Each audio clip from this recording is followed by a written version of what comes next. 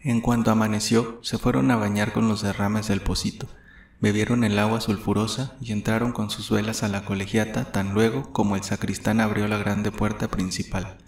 Siguió allí la meditación y los llantos, aunque en cierta manera silenciosos. Madre mía, Santa María de Guadalupe Tonantzin, ¿qué hacemos con el cuidado de la madrecita Pascuala?, decía Matiana.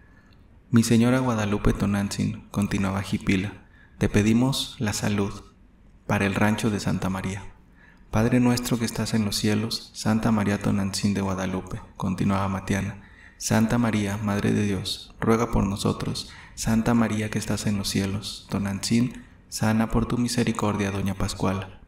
Ni una ni otra sabían más oraciones que estas y las repitieron más de 2 horas sin dejar de suspirar, de sollozar y de gemir. Matiana se mostraba ferviente, la otra casi por imitación seguía a su tía. Por la tarde, después que acabaron los canónigos su coro, las mismas oraciones repetidas y las mismas lágrimas forzadas de las 2 herbolarias.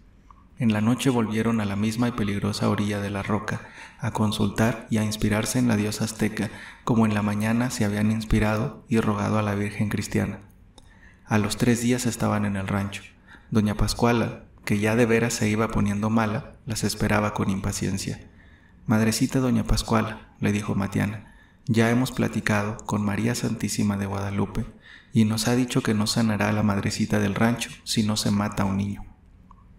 Pero eso es imposible, Matiana. ¿Cómo vamos a matar a un niño? Ni de dónde lo cogemos. Y eso, además, no puede ser un remedio. Nuestra Señora de Guadalupe Tonantzin lo ha dicho, y madrecita se morirá. Nosotras ya no tenemos hierbas, ni víboras, ni lagartijas que puedan sanar a mi ama. Calla, Matiana, ni Dios lo permita. ¿Cómo había de consentir en que se matara a un niño? El día 12 de diciembre me dijo la Virgen que viniera a la fiesta, contestó Matiana. Si se encontraba un niño sin su chichigua, que lo cogiera y podría matarlo para que sanaras. No, jamás consentiré eso. Primero moriré y la Virgen no es capaz de haberte dicho tal cosa. Mira, madrecita, le dijo la india, si encuentro al niño el día 12 es porque la Virgen lo permite. Si no lo encuentro y es que su majestad no quiere ya favorecerte o no te conviene. Doña Pascuala no dejó de considerar mucho ese razonamiento, porque en efecto, entre millares de gentes que concurren a esa festividad, era fácil que una nodriza descuidase a un niño, pero no era verosímil que la bruja estuviese precisamente en el mismo lugar para apoderarse de él, y en ese caso la voluntad de Dios era manifiesta y ni ella ni la india eran culpables. La una curaba con esa medicina y la otra se dejaba sanar con ella. Sin embargo, rechazó decididamente los ofrecimientos de Matiana y la despidió, quedando resignada a la voluntad de Dios, sin tomar ya ni las gotas del doctor Codorniu ni los brebajes de las 2 brujas. Así pasaron días, la enfermedad no cedía. Una noche despertó doña Pascuala a su marido. Espiridión, le dijo, haz que pongan el carretón que acababa de componer el carpintero. Monta a caballo, ve a Zacualco y me traes a Matiana y a Jipila. ¿A estas horas?, preguntó el marido exasperándose. En el momento, me sube una cosa del estómago que me quiere ahogar. El marido, resignado, sin decir palabra, se levantó y antes de 1 hora, no obstante ser la noche oscura y tempestuosa, precedió el carretón que conducía al peón. Caminaba rumbo a Zacualco. En la madrugada las 2 brujas estaban en la recámara de doña Pascuala. A todo estoy resuelta, Matiana. Dame de pronto una bebida que me calme esta ansia que tengo y después haz lo que quieras, pero no me lo digas. ¿Quieres dinero? Era el día 11 de diciembre. Es la voluntad de la Virgen la que nos dirá, respondió Matiana. De dinero no necesito que me des, sino lo ajustado por la curación. Lo ajustado por la curación eran 10 pesos para Jipila por las drogas, lagartijas y serpientes y 10 pesos para Matiana por los viajes, la confección de los brebajes y el robo y sacrificio del niño. No era la ambición, obraban sencilla, buena y humildemente. Sus creencias mezcladas, la ignorancia y la fe al mismo tiempo, las guiaban. El dinero era nada, la vida de un niño para salvar a una mujer tampoco. Ella no ponía gran cosa de su parte, la Virgen de Guadalupe era la encargada de decirlo. Número 5. El milagro. El día 12 de diciembre es el más solemne en México de todos los días del año. Es el día de la Virgen de Guadalupe, patrona de Anáhuac. El gobierno entero asistió a la función religiosa. El presidente de la República, precedido de los maceros, abría la marcha vestido con su uniforme encarnado bordado de oro, su pantalón de casimir blanco con una franja de oro, su sombrero de 3 picos con plumas blancas, medio recostado en su gran coche tirado por 4 caballos y rodeado de ayudantes ataviados de muchos colores y embriosos caballos, galopando a los costados del carruaje. Detrás de los ministros de Estado y el ayuntamiento en coches nuevos y lustrosos, y después todos los coches de alquiler con formas las más extrañas, pintados de colores chillantes, descascarados unos y sucios otros, y con mulas tan flacas y llenas de mataduras en el pecho y lomos que daba compasión verlas, y al último a los soldados, y por todas partes un mundo de gente a pie y a caballo, atropellándose, empujándose, dejando a veces tirada alguna pobre vieja que se descuidaba y pasando sobre ella sin hacer caso de sus lamentos.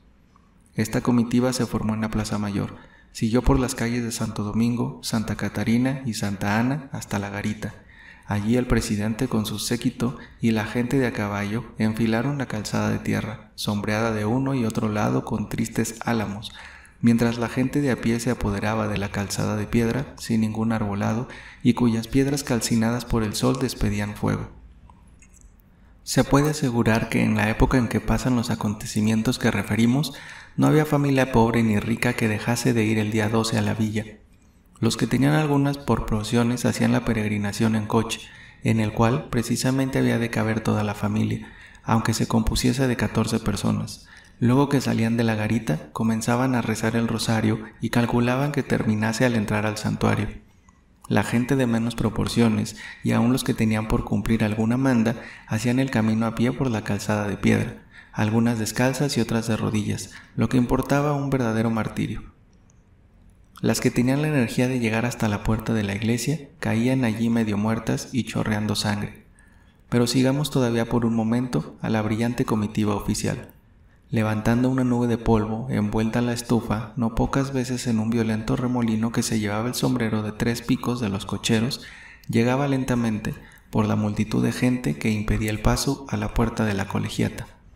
Allí el abad con su capa de tela de oro, seguido del coro de canónigos con sus trajes talares de seda negra y sus roquetes de encaje y filigrana, recibió al primer magistrado de la nación y a sus ministros dándole el agua bendita, y así en cuerpo, precedido de la cruz de los ciriales y de más de 20 coloraditos, siguieron en procesión hasta el altar mayor, a cuya derecha estaba levantado un dosel de terciopelo carmesí.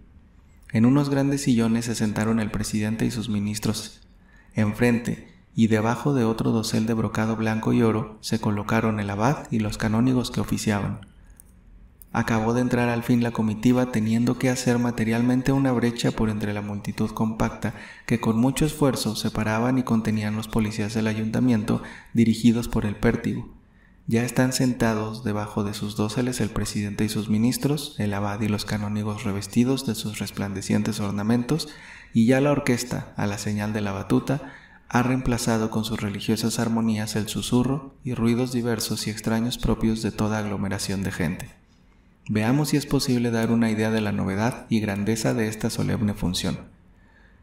La Colegiata de Guadalupe no es una pequeña iglesia, como algunas que en Europa tienen el pomposo nombre de basílicas, sino una catedral, que no se parece ni a las construcciones de la Edad Media ni a las del Renacimiento. Templo de 3 altas naves con sus capillas, calado por grandes ventanas, está llena de luz y de alegría. En el extremo de la nave central está el tabernáculo o altar mayor, hecho de mármoles de diversos colores, y en el centro la imagen de la Virgen en un marco de oro macizo, pintada en tosco ayate carcomido y ennegrecido por los años. En los días de solemnidad, los candeleros, los blandones, el frontal del altar, la cruz, los ciriales, los pebeteros, todo es de plata que limpia, resplandeciente e iluminada por los rayos del sol que entran ya por una ventana, ya por otra, forman una especie de visión gloriosa que deslumbra la vista, hiere la imaginación y hace postrar y besar la tierra a los creyentes, que se figuran que ha descendido de los cielos la Madre piadosa de los hombres. Frente al altar mayor está el coro, como velado misteriosamente por una reja de filigrana de cedro y de metal chino, y en el fondo y a los costados los fasístoles y la sillería antigua de maderas finas tallada curiosamente, engastando los bustos graves de los canónigos. El camino del altar mayor al coro está formado por una crujía de plata maciza. sobre cuyo balustre hay varias fichas o ángeles de tamaño natural, también de plata maciza, que sirven de candelabros y sostienen unos gruesos hachones de cera. Las altas columnas vestidas de terciopelo rojo, la multitud de lámparas de plata y gallardetes de seda y tela de diversos colores que están colgados de las bóvedas y la multitud postrada y reverente, completan este cuadro grandioso que no se repite sino en señaladas catedrales de Europa. El sermón se encarga al eclesiástico de más fama y generalmente recae en un canónigo de la Catedral de México o de la misma colegiata. El asunto obligado es la aparición, que se refiere con todos sus pormenores, concluyendo el orador por asegurar a los habitantes de Anáhuac la protección de la Virgen. El eclesiástico que hizo el panegírico concluyó con estas palabras: «Obedeced ciegamente a la Santa Virgen de Guadalupe, su voluntad es soberana y debe cumplirse». Matiana, que desde que abrieron la iglesia se introdujo y tomó lugar junto al púlpito, creyó firmemente que estas palabras eran precisamente dirigidas a ella, y se fortificó en su resolución. Mientras la dejamos meditar y discutir la manera de llevar a efecto el criminal intento, sigamos a los personajes que figuraban en esta festividad, de un carácter tan típico y tan nacional, que de una manera o de otra se refiere al gran acontecimiento social de la independencia de México. Luego que terminó la misa, que se descubrió el divinismo y que el abad y canónigos dejaron a la sacristía sus espléndidas vestiduras, el presidente y su comitiva fueron conducidos a un gran salón en el alto del edificio destinado a la haceduría y que en ocasiones como esta se habilitaba de comedor. Una espléndida mesa estaba dispuesta. No espere el lector encontrar allí costillas a la Saint-Menchot, ni filet de bœuf a la Jumbo, ni saumon Zurich. México ya había pedido dinero prestado a Inglaterra, ya había recibido buques y fusiles viejos, ya había enriquecido los puertos de Bordeaux y de Bayona con el dinero de los españoles expulsados, ya había mandado legaciones que llevaban médico y capellán, ya estaba segura de ocupar un lugar entre la familia de las grandes naciones civilizadas, pero todavía no renegaba del puchero de sus abuelos, ni consideraba ordinarios los manjares que se servían en los fabulosos palacios de los reyes aztecas. El menú, como se diría hoy, merece un lugar en esta narración, porque esto forma la historia doméstica de que no se ocupa el que aspira a grave historiador. Auguramos, sin embargo, que más de un lector se chupará los labios, por más parisiense que sea. Una sopa de pan espesa, adornada con rebanadas de huevo cocido, garbanzos y verde perejil, tornachiles de queso, lengua con aceitunas y alcaparras, asado de cabrito con menuda ensalada de lechuga y para coronar la obra un plato de mole de guajolote por un lado y mole verde por el otro, y en el centro una fuente de frijoles gordos con sus rábanos, cabezas de cebolla ralladas, pedazos de chicharrón y aceitunas sevillanas. Pocas botellas de vino Carlón y de Jerez, pero unas jarras de cristal llenas de pulque de piña con canela y de sangre de conejo con guayaba, capaces de resucitar a un muerto. Los postres incontables, pues los conventos de monjas cooperaban a este banquete. Cocada, ate de mamey, arequipa, gaznates y rosquetes rellenos, camote con piña, yemitas y la mesa adornada con ramilletes de flores en unas jarras, banderitas de papel picado, motas de seda y flores de género y de listón.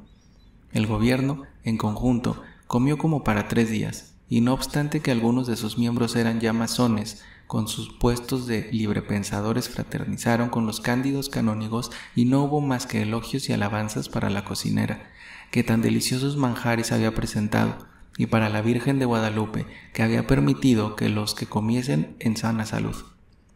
Como a las 3 de la tarde la concurrencia, de regreso de la villa, pasaba como un relámpago en una nube de polvo por las calles del reloj. En el palacio batía la marcha de guardia de honor y el presidente entraba en sus habitaciones a digerir la comida nacional. Los indios y el pueblo quedaban dueños del campo en la villa y comenzaban realmente sus fiestas y sus banquetes. Al templo entraban y salían romerías de indios con sus trajes primitivos, bailaban una danza delante de la Virgen, rezaban en voz alta oraciones en azteca y español, que ellos solo entendían, lloraban y cantaban al mismo tiempo, y salían para dar lugar a otras tribus, haciendo antes en la puerta su provisión de medallas de cobre y de plata y de medidas de listón rojo. Los platones de los canónigos, colocados en una mesa con todas las reliquias cerca de las puertas, se llenaban a cada instante de monedas. Fuera del templo el movimiento era inmenso. El cerro y las calles, materialmente cubiertas de indios y de la gente de México, almorzando precisamente el chito con tortillas, salsa borracha y muy buen pulque. La mayor parte de las familias al aire libre, formando grupos alegres y con un apetito devorador, arrancando con los dientes los fragmentos sabrosos de una pierna asada de cabra y los chicos brincando con sus tacos de tortilla con aguacate en la mano. A las 6 de la tarde, esta increíble acumulación de gente comenzó a organizarse como una gran serpiente y a deslizarse por las dos calzadas.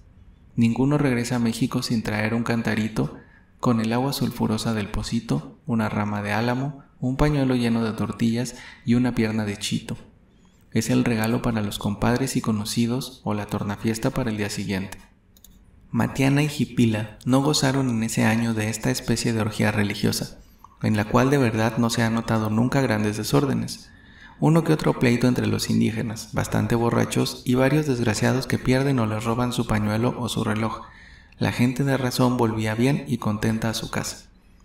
Jipila ninguna parte quiso tomar en el inconsciente atentado que se trataba de cometer. Pasó la mayor parte del día sentada junto a una amiga, ayudándole a hacer las quesadillas y tortillas, y a la tardecita enderezó con su trote acostumbrado a su casa de Zacualco. En cuanto a Matiana, al parecer indiferente, dirigía sus ojos encarnados aquí y acullá en busca de una criatura, pero sin empeño, sin fatiga, sin ansia. Era la Virgen misma la que había de proporcionarle la criatura. Si no lo hacía, evidentemente no era su voluntad, y en el fondo no le importaba mucho que se muriese doña Pascuala, ni tampoco perder los 10 pesos precio de la curación, pues ni ella ni Jipila eran ambiciosas. Vagó así, entrando y saliendo al templo, rodeando un poco por el cerro y por la capilla del Pocito, sin encontrar nada a mano. Se decidía a tomar también su troce para Zacualco cuando al pasar por la fachada del convento de Recoletas Capuchinas hirió sus oídos el lloro de un niño. Desgraciado, volvió la cara. Un muchachito de menos de 2 años gateaba rozándose con la fachada y teniendo en una de sus nuecesitas un hueso de chito. Matiana se apoderó de él y a pesar de su llanto lo acomodó en su ayate. Lo cargó en las espaldas y echó a andar. Nadie la vio, nadie le reclamó, y la criatura misma, que no podía saber la suerte que le aguardaba, mecida por el trote de la India, concluyó por dormirse tranquilamente, como quien dice, en el regazo mismo de la serpiente que la iba a devorar. Los escasos reflejos de las estrellas dejaban ver en la llanura solitaria y salitrosa la figura siniestra de la bruja, trotando siempre con el inocente niño en sus espaldas. El día 13 de diciembre en la madrugada, el peón que barría y regaba la fachada del rancho de Santa María anunció a doña Pascuala, que estaba ya en cama y muy mala, que las 2 herbolarias querían hablarle. El corazón le dio un vuelco, quiso mandarlas a arrojar de su casa, pero la curiosidad fue más poderosa y las hizo entrar. «Buenos días te dé Dios, madrecita Pascuala», le dijo Matiana. «¿Qué has hecho? ¿Qué has hecho?», le preguntó doña Pascuala con agitación sin contestarle su saludo. «Encontré el pilontle, muchachito. Mi señora mía de Guadalupe Tonantzin me lo entregó. Yo ya me iba para Zacualco cuando salió del convento de las monjas capuchinas». «¿Y qué? ¿Lo has matado?», preguntó doña Pascuala, acercándose a la bruja con una ansia mortal. «No, madrecita, le tuve lástima al pobrecito que era como una plata». «Gracias a Dios. Entonces, ¿dónde está?». «Lo tiré en la viña, madrecita», contestó la bruja. «Desgraciada, ¿qué has hecho? Mejor lo hubieras matado. Lo van a devorar los perros. Corre, corre, tráelo vivo, aunque me muera yo, y que no se sepa ni una palabra. Espiridión ni nadie. Seríamos llevados a la cárcel y ahorcados». Una reacción se formó instantáneamente en las herbolarias. No obstante, su ignorancia y la superstición que las cegaba reconocieron que habían cometido un crimen y se soltaron dando gritos, llorando verdaderas lágrimas, y cayeron de rodillas, pidiendo a la Virgen de Guadalupe el perdón de sus pecados. «Silencio, silencio, no hay que decir nada, ni que perder tiempo. Vayan en el carretón, busquen a la criatura y vuelvan con ella aquí. Será mi hijo, lo mismo que el hijo que tengo en las entrañas». Las brujas partieron a escape en el carretón, llegaron a la viña, nada encontraron. Doña Pascuala, a la medianoche, excitada con el susto y la emoción, dio a luz un robusto niño varón que don Espiridión, como buen marido campesino, recibió en sus brazos desde luego, y besándolo, no cesaba de repetir: «Te lo decía yo, Pascuala, para tu enfermedad no había más que las brujas». «Y la Virgen de Guadalupe», añadía doña Pascuala, procurando disimular. Sin su intersección me hubiera muerto y tu hijo no habría venido al mundo. En el curso de la semana se descolgó por el rancho el licenciado Lamparilla, al que refirieron el suceso, ocultando doña Pascuala la parte trágica e inconscientemente criminal. Lamparilla se ofreció a ser el compadre, y discurriendo y platicando con don Espiridión sostuvo que la curación de doña Pascuala se debía a las brujas. Lamparilla y doña Pascuala, que quería hacerse ruido y acallar su conciencia, convinieron en que su vida la debía a un milagro patente de la Virgen de Guadalupe. ¿Quién sabe si, en el fondo, Lamparilla, que estaba ya contaminado con la masonería, creía o no en el milagro, y más bien se figuraba lo que el doctor, en teología, que doña Pascuala había perdido la cuenta, pero el doctor Codorníu había olvidado pagarle sus honorarios por el negocio de la cuchara de plata y quería vengarse de una manera indirecta y sin responsabilidad personal. Convino con la familia de buena o mala fe en que el milagro era patente y absolutamente necesario dedicar un retablo a la Virgen. El 12 de enero se colocó en una de las columnas cercanas al tabernáculo un cuadro pintado por uno de los más célebres pintores de la Academia de San Carlos. En una esquina del cuadro estaba la cama y en ella doña Pascuala, moribunda y con las manos enclavijadas, encomendándose a una Virgen de Guadalupe pintada en el otro extremo. Don Espiridión, junto a la cama, con un pañuelo en los ojos y las dos herbolarias hincadas delante de la estampa de la Virgen, en actitud de rogar. La fisionomía maliciosa del licenciado Lamparilla asomaba por una puerta entreabierta. Debajo del cuadro había este letrero. El día 12 de marzo comenzó a estar gravemente enferma doña Pascuala, dueña del rancho de Santa María de la Ladrillera, y habiendo llamado al doctor Codorníu para que le asistiera, tanto él como los doctores de la universidad le erraron la cura, y ya no teniendo remedio, invocó a la Santísima Virgen de Guadalupe, y de la noche a la mañana quedó sana y dio a luz un varón muy robusto. En el marco del cuadro colgaba un cuerpecito de plata, milagrito, que representaba a doña Pascuala. Todo esto era obra de Lamparilla. 6. Don Diego de noche. No hay dicha completa en este mundo. Nada es más cierto.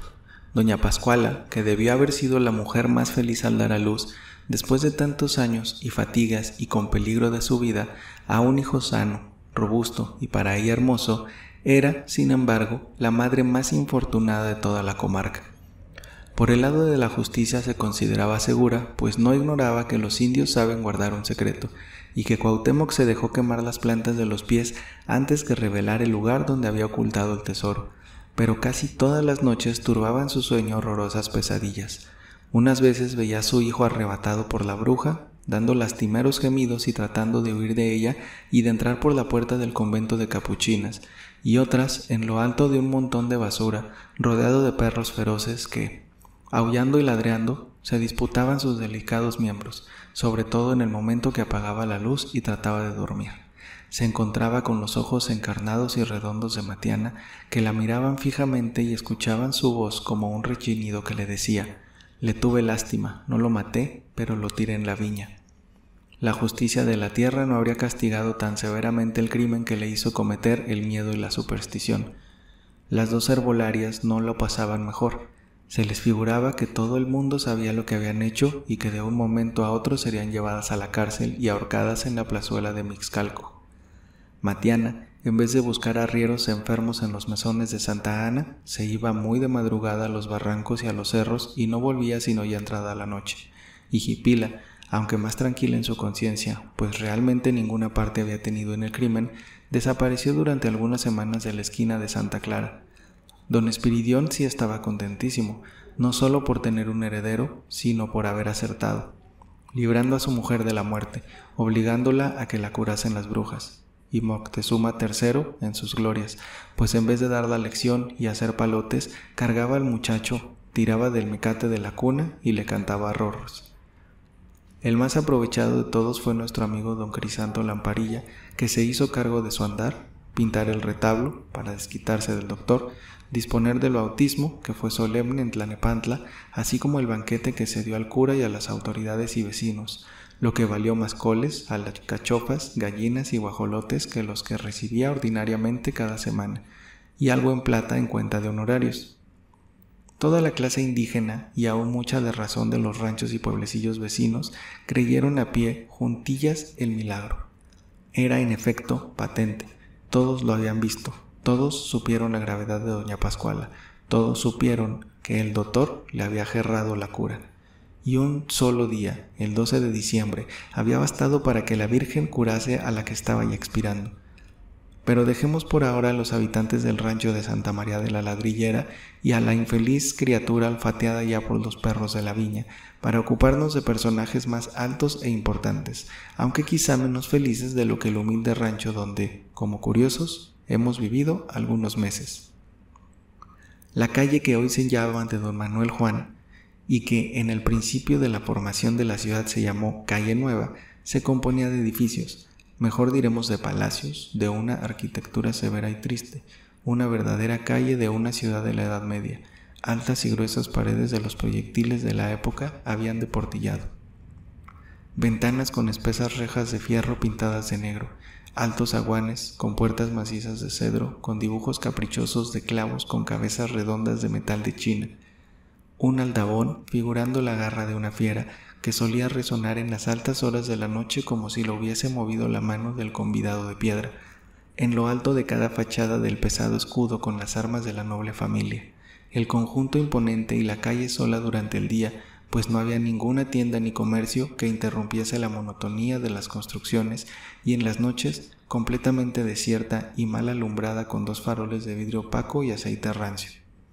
La leyenda terrible de don Juan Manuel, que refería que dejaba tendido cada noche en un lago de sangre el desventurado que pasaba a las 11 por ese lugar siniestro, se conservaba viva en la memoria de los habitantes de la capital. Hoy mismo no ha cesado del todo el pavor, no obstante que las balconerías, la pintura de colores alegres de las fachadas y el movimiento necesario por ser habitadas la mayor parte de las casas por el alto comercio han casi cambiado el aspecto feudal que todavía la caracterizaba en la época en que pasan los acontecimientos de esta verídica historia. En uno de esos palacios habitaba el muy rico, noble y poderoso señor don Diego Melchor y Baltasar de Todos los Santos, caballero Gran Cruz de la Orden de Calatrava, marqués de las Planas y conde de San Diego del Sauz.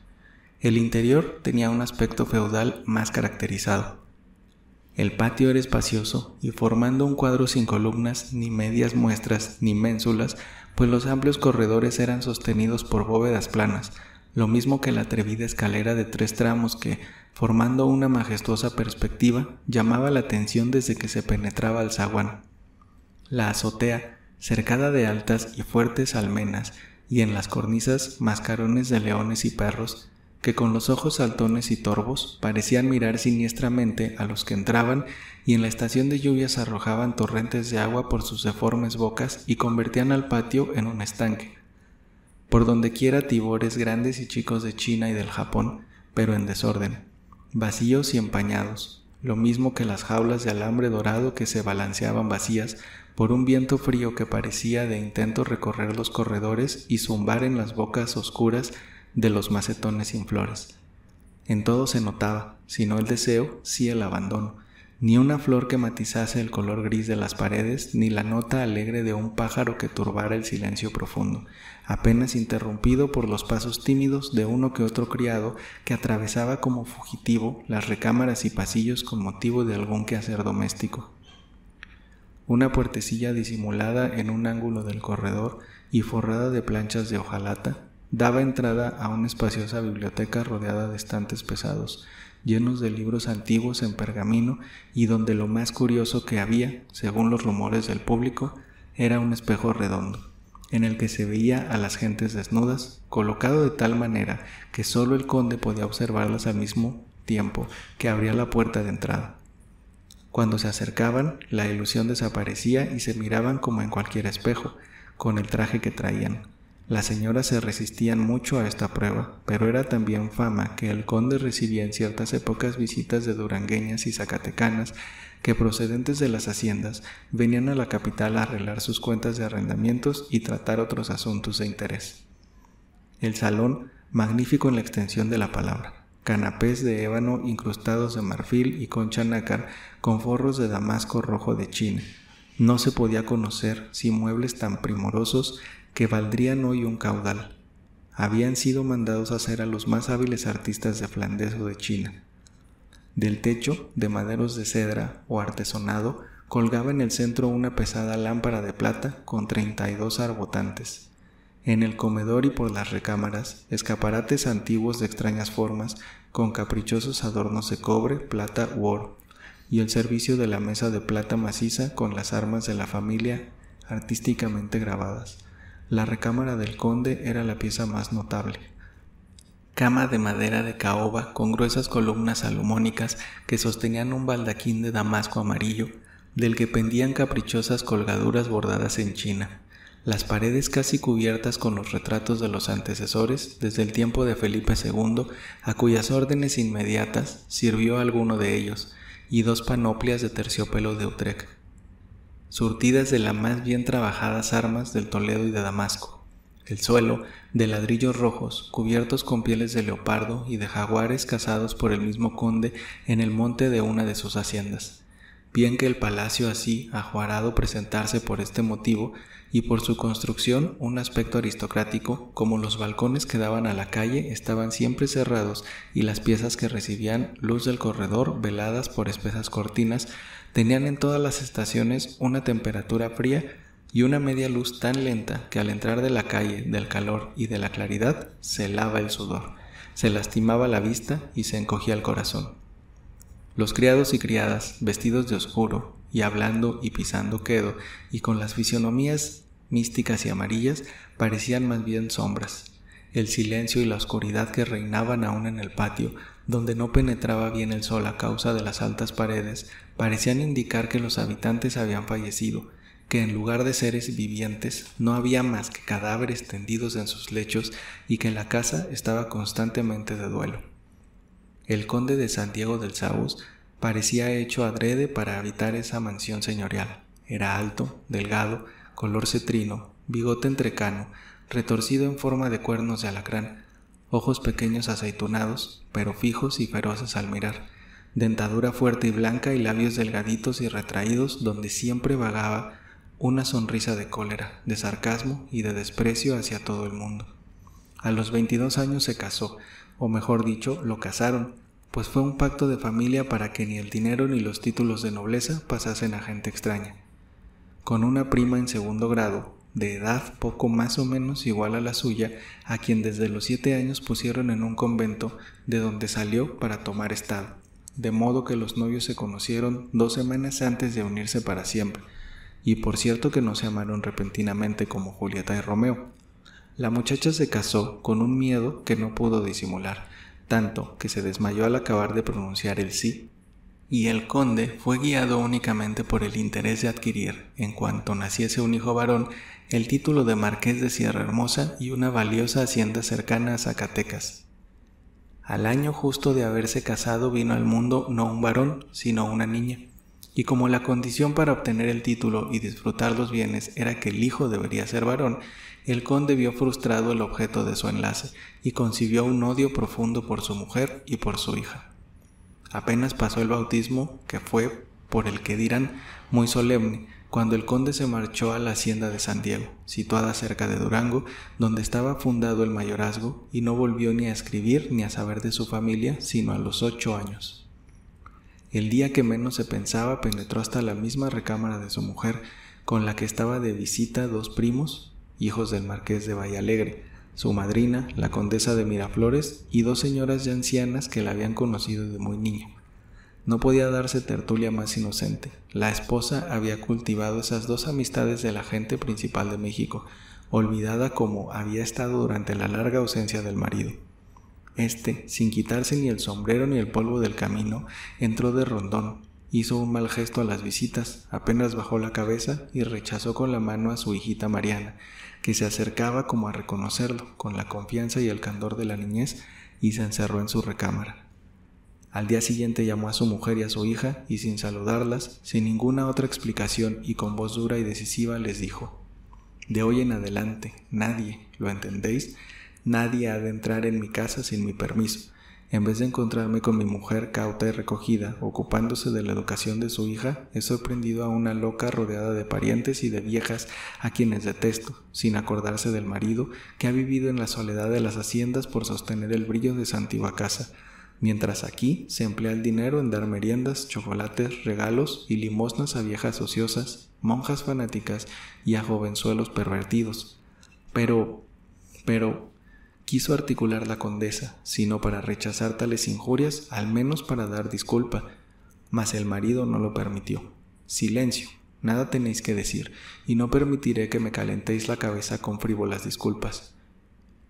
Vive Dios, prosiguió dando una fuerte palmada en la mesa junto a la cual ya estaba, que esto no ha de continuar así. Venid, venid, y al decir esto, tomó de una de las panoplías un largo y relumbrante puñal de 2 filos.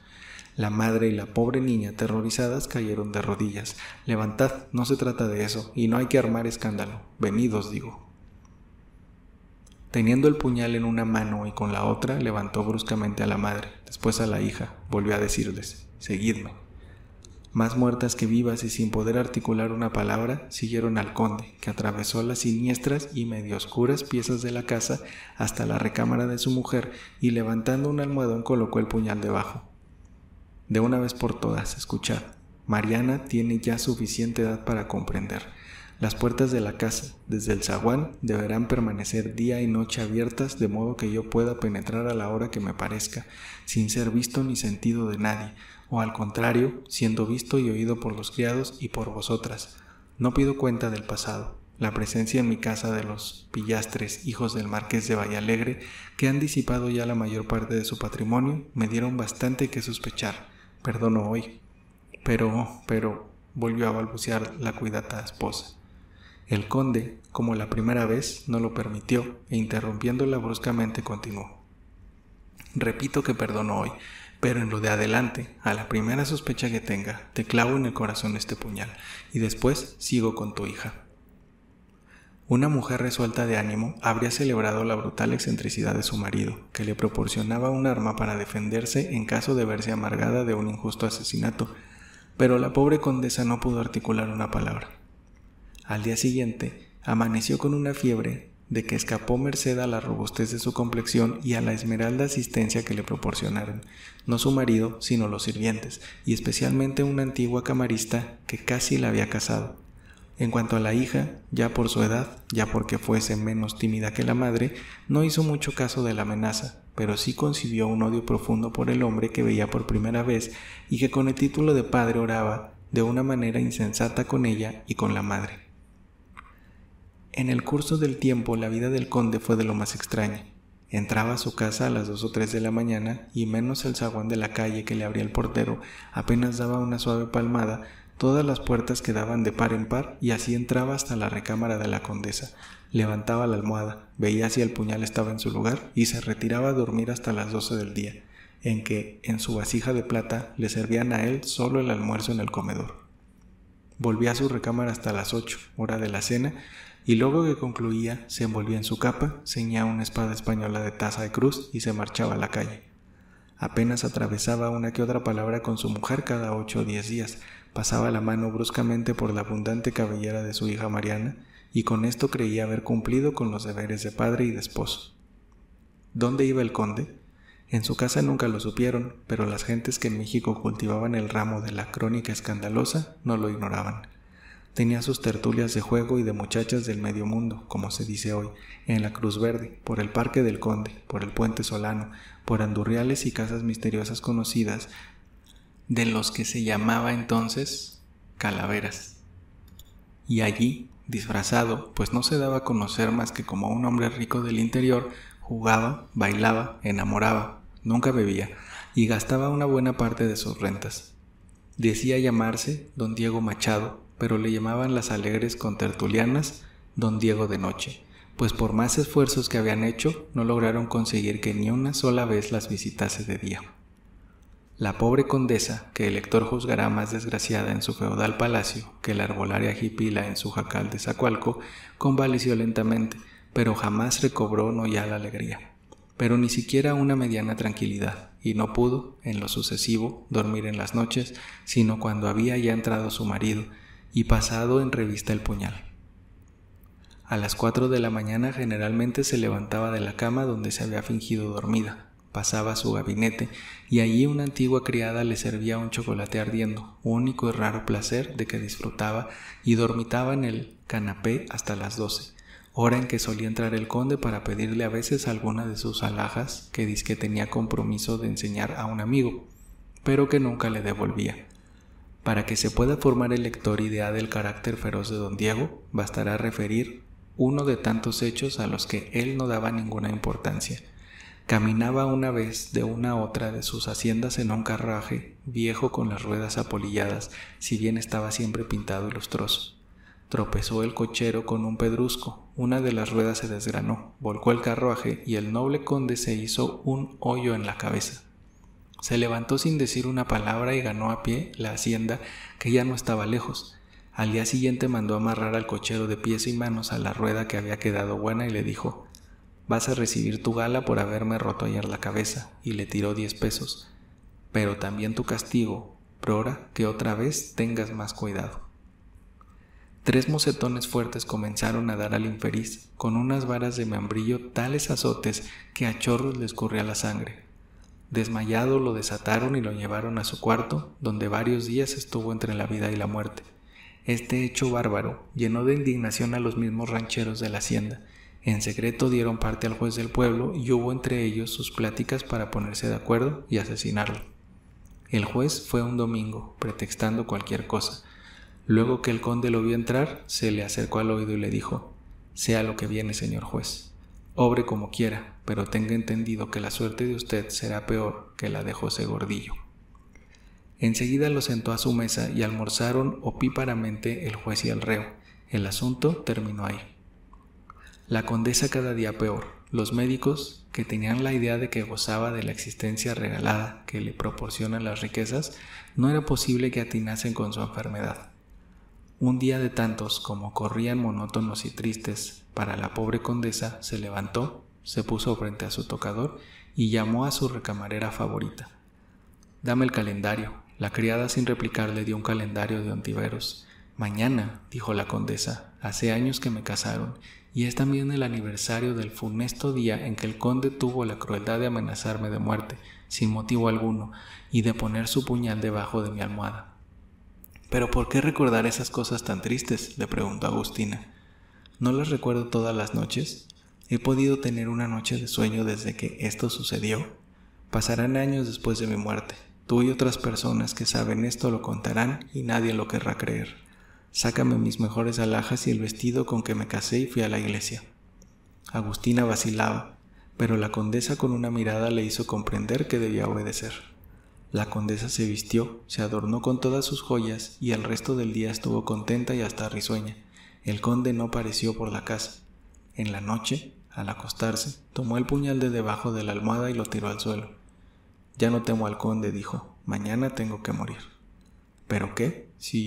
¿Siente usted algo, señora condesa?», le preguntó Agustina alarmada. «Nada, al contrario, nunca me he creído más fuerte, pero ya verás». A la madrugada, como de costumbre, tomó su chocolate hirviendo, se reclinó en su canapé y cerró los ojos para no volverlos a abrir más. Agustina cayó al pie del sofá desmayada. Así les encontró el conde.